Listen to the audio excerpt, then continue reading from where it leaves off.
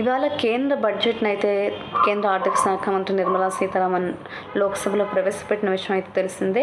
ఈ నేపథ్యంలో తెలుగు రాష్ట్రాలకు సంబంధించి చూస్తే ఆంధ్రప్రదేశ్‌కి, అమరావతికి సంబంధించి 15,000 కోట్ల రూపాయలనైతే ప్రకటించారు. అండ్ మరిన్ని ప్యాకేజీలు కూడా ప్రకటిస్తామన్నట్లుగా కూడా ఒక అనౌన్స్‌మెంట్ అయితే చేశారు.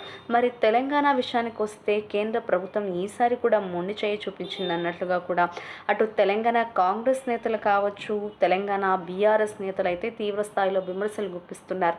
ఎప్పుడు కూడా గ్రామీణ ప్రాంతాలకు సంబంధించి బీజేపీని అభివృద్ధి చేస్తుంది అన్నట్లుగా కూడా అటు బీజేపీ నేతలు చెప్తారు. కానీ బడ్జెట్కి సంబంధించి మాత్రం తెలంగాణ అనే పదాన్ని కూడా కేంద్ర ప్రభుత్వం వాడడానికి ఇష్టపడలేదు అని కూడా అటు తెలంగాణ ముఖ్య నేతలు అయితే అంటున్నారు. అండ్ తెలంగాణ సీఎం రేవంత్ రెడ్డి అయితే అటు ప్రధాని నరేంద్ర మోదీని తెలంగాణకు సంబంధించిన అవసరమైన నిధులను కేటాయించాలి, బడ్జెట్లో మాకు కొంచెం ప్రియారిటీ ఇవ్వండి అన్నట్లుగా కూడా రిక్వెస్ట్ చేశాను. అండ్ తెలంగాణ మంత్రులు ఢిల్లీకి 18 సార్లు వెళ్ళారు, అయినా కూడా ప్రయోజనం లేదు.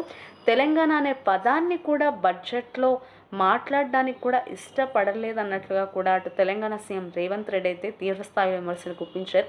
ఈ నేపథ్యంలో అటు తెలంగాణ బీజేపీ నేతల నుంచి ఎటువంటి రియాక్షన్స్ వస్తాయో చూడాలి మరి.